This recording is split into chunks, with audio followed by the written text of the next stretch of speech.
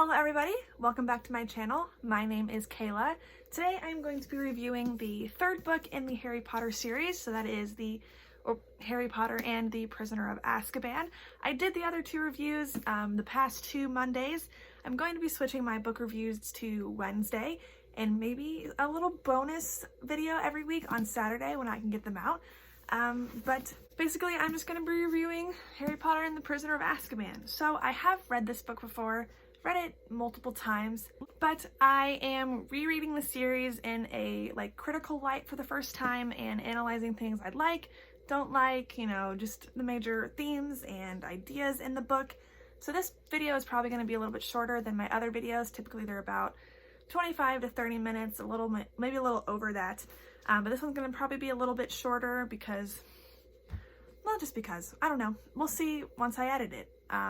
So I absolutely love this book. It's one of my favorite movies, and you really start to see the world become more broad and complex, and you start to see complexity in even the characters you've already seen in the previous books. I mean, the world starts to get a lot more dark. I mean, there already are dark topics in the previous books, like Harry's abuse and blood purity is there, and this really scary dark wizard. But in this book you really get to see the story get very, very dark. Okay, so the first and only thing I really want to talk about the beginning chapters when Harry's with the Dursleys is about Aunt Marge. Aunt Marge is terrible, she's even worse than the Dursleys, and that's kind of scary. She brings out the terribleness in the Dursleys, in Petunia and Vernon. I mean, you see a lot of the Dursleys wanting to be worse and abuse Harry more simply to appease Marge, which is horrifying. They want it to seem like they're abusing him more than they already are, which is terrifying. And then Marge has that really awful line about, if something's wrong with the mother of a pup, then the pup is going to turn out worse, you know what I mean? Talking about, because she's a dog breeder. Terrible, because she's talking about Harry's mom in that negative light when Harry has never even known her, and they know that. That's terrible.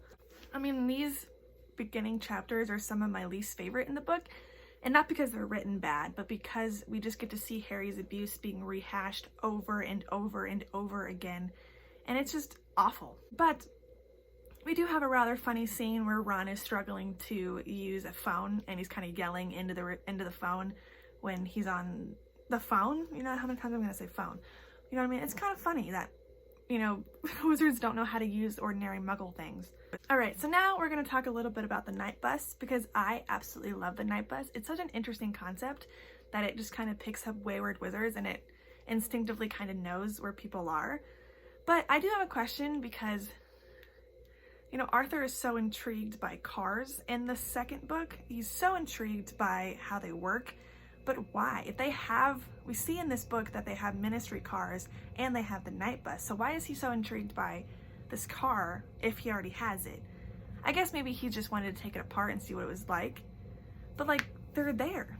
We also get to meet Stan Shunpike, which is a really interesting character, and we see him, like most wizards, kind of flinch at the name of Voldemort. I mean, it's just so sad to see that, because, if you've read the rest of the books. Oh, also, I forgot to say this before I get to the next part, but these reviews, if you see my other ones, are going to be talking about a little bit about how the books kind of connect to future books. So if you haven't watched all the books, or watched all the movies, or read all the books, I would recommend not watching these reviews. But basically, we find out later in the seventh book, that Stan Shunpike is under the Imperius Curse and forced to become a Death Eater. So it's just really sad, because he genuinely didn't want to do it, and he could have died as a Death Eater, and people would have believed he was a bad guy the entire time, and when he was being forced to do it. So I want to talk just slightly about the scenes in Diagon Alley. So we get to see Harry actually just being a normal wizard for the first time first time ever. He gets to wander around all the shops and go to all these different places and meet all these different wizards and different creatures in the magical world by himself for the first time. But we also see the opposite side of that, where people are starting to do things that they think are in Harry's best interest and make decisions for him, with them not signing the permission slip, or them making him stay in Diagon Alley, or this, that, and the other, keeping these secrets from him about who Black really is, which are very unfortunate because Harry deserves to know this. They believe Sirius is a good guy in the end, but they genuinely believe that Sirius killed his parents or got his parents killed, and they don't tell him. Like, I know he's young, but he deserves to know that. If someone's coming after him and trying to kill him, he deserves the right to know that and to prepare himself if Sirius is coming at him. Or Pettigrew, you know what I mean? So now we're moving on to On the Hogwarts Express and the Dementors. So a scene I found particularly funny is when they are in the compartment with Lupin and Ron's sneakoscope starts to go off, and they assume probably that it's maybe Lupin or that it's defaulty or it's just not working, but Scabbers was also in that compartment, aka Pettigrew, so I wondered if it was going off because of Pettigrew, because we see a lot of scenes where they're like, no one believes the sneakoscope really works, but in these scenarios, this and this scenario, it actually worked, you know what I mean? Which is just very bizarre, because we see that with Trelawney a lot. They're like, Trelawney is a fraud, you know, she doesn't really have the ability to see things in the future, but she has that real prophecy, and a lot of her prophecies do come true, you know, in a very stretched way, but it's just curious to see if these things actually work. Another thing I really liked is the thing that Dementors embody, which is depression, you know, and I love that to battle it, I mean, she literally describes it in such an honest way. You feel like you're never going to be happy again. Everything goes cold. You have no happy memories, and the only way to fight it is to think of the happiest memory you've ever had and to fight it with happiness. And, you know, as a little treat at the end, you get better by eating chocolate, which is like perfect, because that's what you're sad and you're like, eat a chocolate bar, you know, it's like perfect. The same thing with the Boggarts, you know, it's your worst fear ever, and the way to beat it is to laugh at it. And as someone who has a coping mechanism of laughter, perfect, literally perfect, because that's what I do, you know what I mean? Laughter. And I think that's just funny that you have literal magic at your hands, and the way to fight these literal terrible demon things is solely through conquering your own emotions and through looking at it in a different light. I think that's so funny, you know, turning something really scary into something funny, finding a way to make it funny. It's just perfect. And Harry goes through a lot of trauma by seeing the Dementors. You know, it causes him and affects him a lot more than a normal person, you know, which is also interesting because it's described that Ginny, you know, looks as bad as Harry felt, you know what I mean? Which I think is very interesting because she literally had Voldemort like possessing her the last book, and it's just another really sad scene because they both are going through all this trauma from the Dementors and from Voldemort and all this stuff. And I hate that, you know, Harry goes through a lot of character growth in this, and that when the Dementors get close to him, he hears his parents dying. He hears James telling Lily to run, take Harry, and he hears his mom screaming, pleading for Harry to be spared, and unfortunately dying, and that's the first time he'd ever heard their voices. And while he doesn't want to hear them dying, he knows this is like the only way he's ever going to hear his parents' voices, and he almost doesn't want to stop hearing them, and that's what's keeping him from conjuring a actual Patronus. And then when he finally lets go of it, that's when he can produce a real one. Not just, I can't imagine what Harry was going through, you know, it's really sad. Okay, so now I'm going to talk a little bit, I've said this many times, talk a little bit about Hagrid and his new job. So it's a really wholesome moment when Hagrid gets his first teaching job. He's so excited because his name was just cleared in the last book, and now he gets to teach for the first time, and he's super excited. And Harry, Ron, and Hermione try to be excited for him, even though he's not the best teacher and he's a little he loves monsters, you know, which is his big flaw. But I was so mad at Draco. He was just evil in this book, saying nasty things behind Hermione or behind Hagrid's back, and the whole thing with Buckbeak, trying to get Buckbeak killed, and just being literally awful. Like, I love that scene when Hermione just walks up and slaps him across the face, because I don't promote violence, but he deserved it.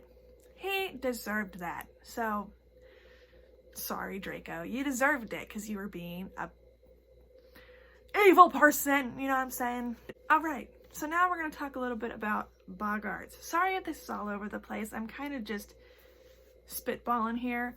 Like I said before, love that you beat them with laughter. Sorry if I messed with my hair a lot. I am so sorry. It's a habit. But I feel so bad for Neville that Snape bullies him so much that Neville's Boggart is Snape. Like, his parents were tortured into insanity by Bellatrix, and he doesn't even see her. He sees Snape, his bully teacher, who makes him feel like he's worthless the entire time. And I love that Neville not only beat the Boggart once, he beat it twice. You know what I mean? When he finally had a good teacher, when he finally had a competent teacher, aka Lupin, he was able to beat it multiple times. And Snape was even in there like, you know, Neville can't do magic, is terrible, telling this to Lupin. And Lupin was like, all right, Neville, come up to the front. We're going to teach you how to do this. And he helped Neville. I thought that was a beautiful scene. I love Lupin. He's one of my favorite characters ever. And I love all the Boggart sequences where they're trying to learn how to defeat their fears. All right, so now we're going to talk a little bit about the Quidditch match.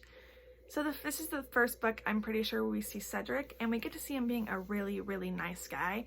You know, as soon as Harry falls off of his broom, Cedric is quick. He catches a snitch, but he's like, that was not fair. We have to redo it. We have to, you know, Harry fell off his broom. It shouldn't count. You know, it just shows how genuine of a person he is, which was what makes his death so much worse in the fourth book. You know, if it was someone we hated, we would obviously be sad, but we wouldn't be as sad because he was someone we liked. Also, why are they even allowed to play in those conditions? They say Quidditch is one of the sorry, I can't speak today, one of the most dangerous sports ever, and Hogwarts is supposed to be the safest place on earth, yet they let them fly in the air with no net below them, just flying all over the place in terrible conditions where it's raining and it's gross. Like, at least you can magic a net underneath them, so if they fall, they won't die. Like, come on. And why was Hermione the one who had to think of making Harry's glasses waterproof? Why couldn't they think of that? Like, Wood is the captain of the team, and he is in his seventh year? He's in his 7th year that year. Why does Hermione, a second or third year, have to be the one to figure it out? Use your brains, honey. But I love seeing Wood kind of freak out so much about Quidditch because it is his 7th year and his last year, and he wants to win it so badly, and those scenes were really funny. The Quidditch final this year was one of my favorite, if not my favorite so far, Quidditch scene match ever. It was very intriguing. Alright, so now we're going to talk a little bit about Crookshanks and Scabbers' kind of feud, and aka Ron and Hermione's feud. So the whole feud between Ron and Hermione, it was kind of funny, I admit. I love finding out, though, that Crookshanks was trying to attack the rat because she sensed it was Pettigrew, and the cat was really friends with Sirius, and, you know, was the one who gave Sirius the code to get into the dormitory. But I hated how bad Neville was treated. He was yelled at and punished because he let the codes get lost, but he didn't. It wasn't his fault. But I thought it would be really cool if Crookshanks, like, turned out to be also an animagus, like, in disguise, one of their friends maybe they went to school with, or just, like, somebody else. That would have been super, super interesting. So I just like to say, I am on Hermione's side in this whole feud. Like, yes, she was a little annoying. Yes, she probably should have not left Crookshanks get near Scabbers as much. She should have not brought him into Ron and Harry's room. But she was right in trying to keep Harry safe. When she said, I'm going to tell on you if, you know, you go to Hogsmeade again. Like, when she took the broomstick away and had McGonagall, like, search it and make sure it wasn't hexed or anything, she was completely right in that scenario. She was trying to help Harry not die, and Harry just had a thick head. He just wanted to do what he wanted, and like, yes, I know you want to go to Hogsmeade and you want to do this, but you could literally die. Yes, Sirius is a good guy, but you didn't know that yet. You could have died, and she was trying to help you as your best friend. I understand. Yes, Hermione's a little annoying, but you guys made me very, very angry. Especially when they didn't talk to her for a majority of the book, or for a little bit of the book, And they didn't even help Hagrid with his court hearing. Like, that made me so angry. Like, get your head in the game. Stop being so selfish. You know what I'm saying? I am on Team Hermione for this. Remember when I was younger, I think I was Team Harry and Ron because I thought Hermione was annoying. But now I'm like, no. She was 100% correct, and they tried to paint her as annoying. Girl, stop. So now we're going to talk a little bit about the Marauders map, which to me is one of my favorite things of the whole thing. Like, yes, Ron, Harry, and Hermione's story is very intriguing, but the Marauders, I mean, everybody wants a book based on the Marauders' life at Hogwarts. Everybody wants that. But I loved learning more about Hogwarts in the context of the adults that are there, learning about Lupin and about Sirius and Pettigrew and James and how they were all 4 friends. And then one of them betrayed their best friend and one of them died. And they thought the second one died, and one of them went to jail for it, and they all thought each other was a spy. Like, that was so intriguing. I mean, they literally were such good friends that 3 of them turned into unregistered animagi. They could get in serious trouble for that. They did that solely to help Lupin out, to make his transitions easier. Like, I absolutely loved learning about them and about how Harry's dad got around at Hogwarts, because we hear a little bit about Harry's dad and Lily a little bit in previous books, but this one we really get to learn about how he was at school and how like Harry he is. You know, I thought it was so cool. And everybody does have that question, like, how did Fred and George not see Pettigrew on the map all those years and not realize he was following Ron around everywhere? And there's a lot of fan theories that maybe only Marauders could see fellow Marauders on the map, which is how Lupin could see Pettigrew, but nobody else can. And I like that theory, I do. It's probably what it is, but it's not in the book, so it may be a plot hole, but there is an explanation, you know what I mean? So maybe that's what it was. I thought a lot of the scenes with Trelawney were also really cool. You know, we get to see Hermione kind of being really rebellious in this book, standing up to a teacher and just mouthing off a little bit to Draco as well. And I love that, you know, she was kind of made out to be Trelawney was made out to be as a fraud, but there was that really funny scene where she was like, hey, Neville, grab one of those cups over there, and when you break your first one, get the blue one or the pink one, whatever color it was, because I really like those, you know what I mean? And I love that it actually happened. You know, Neville is a klutz, everyone knows that, so it's probably likely he would break it, but I thought it was a really funny scene. And it was so interesting that Trelawney actually had a real prediction. You know, you'd think she's a fraud the entire book, and then she actually has a real one. And that's crazy. And then there's a scene later where Dumbledore says, you know, Trelawney has had 2 real predictions in her life. And, you know, we find out later that the first one that she ever had, aka the second one we ever figured out, or ever hear about, was the prophecy, the big prophecy that only one can live while the other survives. Or, you know, whatever the words are. That not one can live while the other survives, you know what I mean? So I'm going to talk a little bit, coming off of Trelawney's predictions, we're going to talk a little bit about Mystery of the Grim.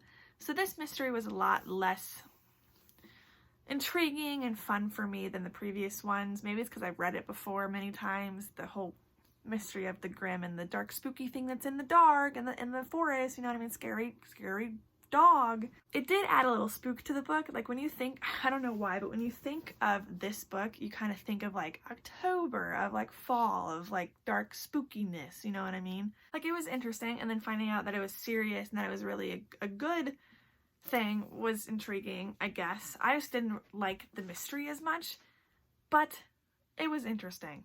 Alright, so now we're gonna get into like the meatier part of the book. We're gonna start with Snape's grudge, talk about the scene in the Shrieking Shack, and then I think right after that we're going to talk about the Time Turner sequence. So Snape's grudge against Lupin is insane, but it's also kind of justifiable.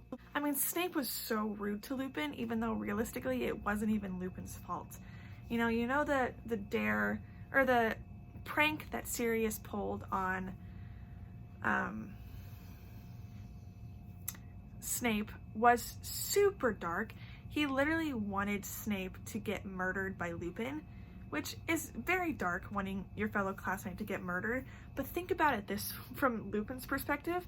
He wanted Snape to be murdered at the unwilling hands of his best friend Lupin. Lupin hates being a werewolf, hates changing, hates the thought of murdering someone on accident or hurting someone while he's changing. And Sirius wanted Snape to die at the hands of Lupin. Think about how traumatizing that would be for Lupin. You wanted your best friend to become a murderer just so you could prank someone you didn't like. That is horrifying and terrible. Like, yes, we clear Sirius's name in this book, but he is not a very good person at all in this book. I mean, he literally tries, we'll get into this later, but he grabs Harry's throat and pushes him up against a wall. You know what I mean? He's choking this child, even though he knows Harry's James's son. I know he's a little out of it, but it's still like, Sirius, calm down. But I do love the scene where Snape is kind of trying to get the whole class to figure out that Lupin's a werewolf by skipping to that chapter and trying to get people to pick up the clues, which is what Hermione does. You know, someone figures it out. And I love Lupin's line where he's kind of like, well, Snape will be happy to hear that. You know, he was hoping one of you would figure it out. All right, so now we're gonna get into the Shrieking Shrek. Again, sorry this video is all over the place and I'm kind of zip-zapping around the screen, but I'm tired and I'm a little antsy, so bear with me.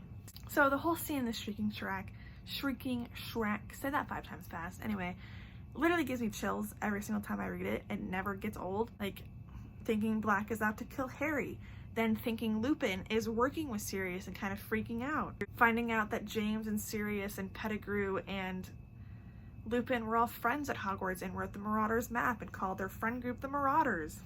Finding out that Sirius is a good guy and so is Lupin, and that Pettigrew, aka Scabbers, was the one who gave up Harry's parents and not Sirius. Like, it's just all very, very chilling, especially knowing that if the Potters would have made Lupin or Sirius the Secret Keeper, Sirius and Lupin would have died for them in a second. They would have allowed themselves to be tortured and never given up the Potters. You know what I mean? Sirius went to jail for them. I mean, yes, he was framed, but like, Sirius would have died for the Potters. He loved them tremendously.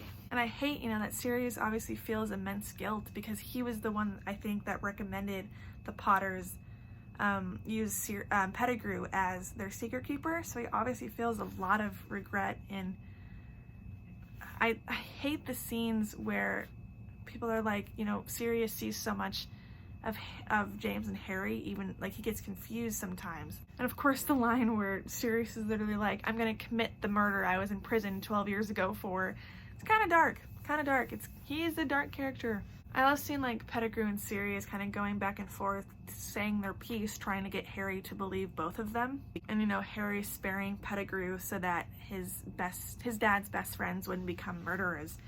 And he did the right thing in principle, but that is what let Pettigrew escape, you know what I mean? And Sirius never getting cleared. You know, it was so sad that he could have stopped all of this just by killing Pettigrew. But Voldemort was always going to come back somehow, you know what I mean? I also love that we spend a lot more time in the Shrieking Shrek than we do with the whole time turner concept, because I'll talk about it later, but I don't really like time sequences. Talk about it later, but I love how much time we spend in the Shrieking Shrek. Alright, so I said later, but we're going to talk about it right now. The whole time turner sequence to me is really anticlimactic. It just doesn't give me the same spark it does in the movies. Because in the movies you have like him throwing the rock and like Hermione howling in the woods to get Sirius to come, or Lupin as a werewolf to come to them. You know what I mean? It just doesn't happen a lot. A lot of the time turner sequence is them going through the woods and waiting and walking this way and waiting and walking this way and waiting. And you know, of course, no matter what, time sequences and time traveling sequences always cause some sort of plot hole or inconsistency, and sometimes they're just confusing to conceptualize. I just don't like them. I feel like it's a cheap way to do something when you erase things that already happened and just make it different. I think it's cheap. But I did love the whole mystery of trying to figure out how Hermione's getting to all these classes and do all this stuff, and they're kind of like, where the whole book, Ron's kind of like, how is she doing that? What's going on? How is this happening? And Harry's like, we have other things to deal with right now. Come on. But it's very funny. But I do have a question about that. Like, Hermione spends the entire year doubling up classes. So is she like a couple months older from all the hours adding up. She ages when she time travels, right? So she's a little older. Her birthday's off now because she's a little older. Because all the time she's spending twice, you know what I mean? And I love the scene where Harry casts the Patronus himself. He's waiting for his dad to come save him, waiting for someone to come save him, and he eventually realizes that he has to be the one to save himself, that no one else is coming, and when no one is going to help you, you have to be the one to save yourself. And I absolutely love that Harry's Patronus is the same as his father's.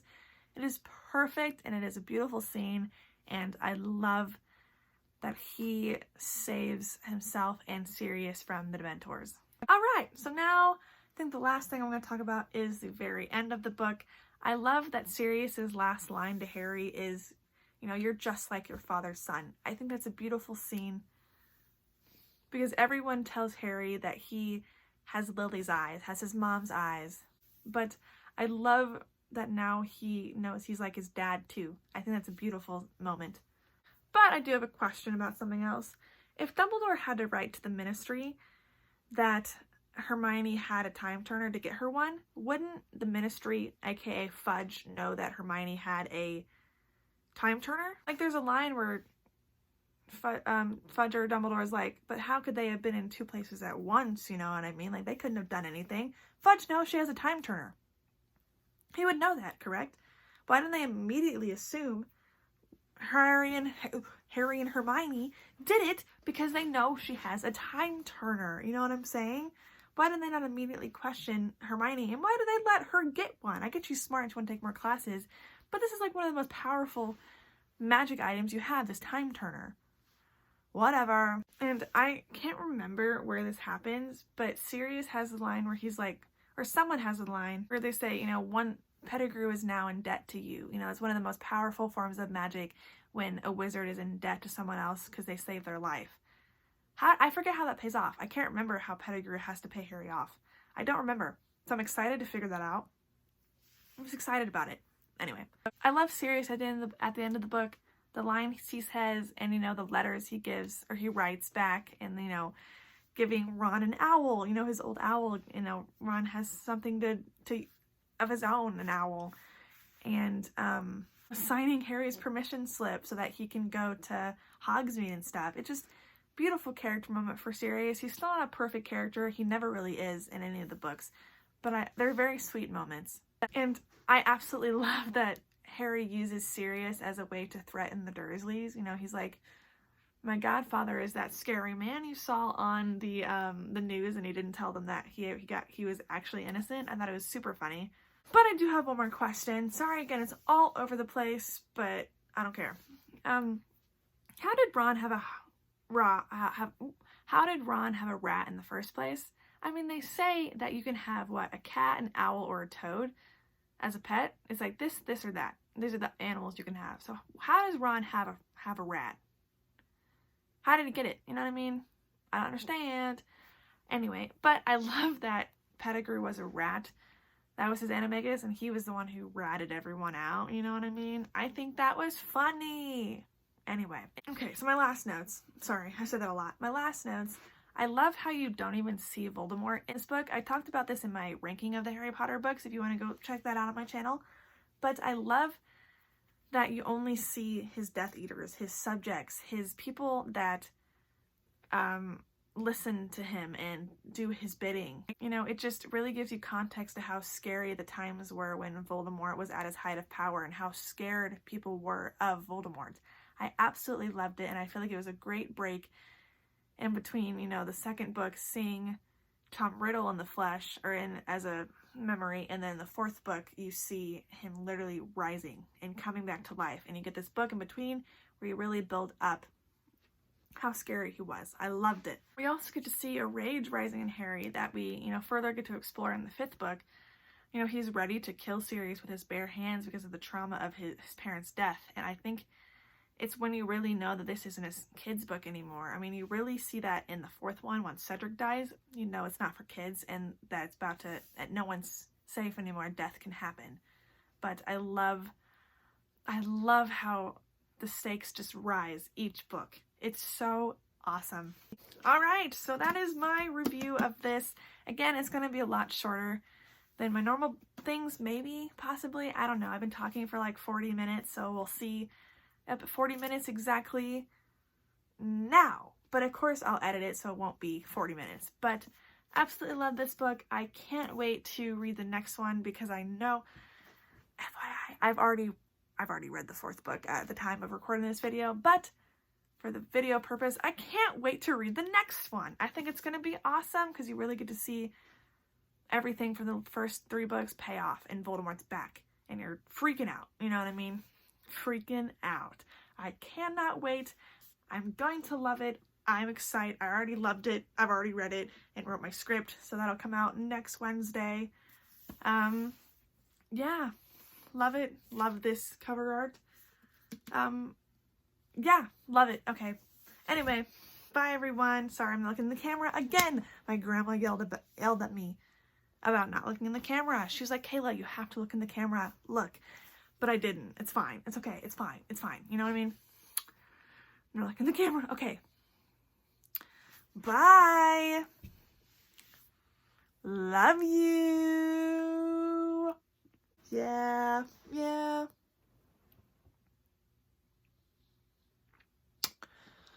He has her eyes. That boy has Lily's green eyes. Okay, sorry. Love you, bye.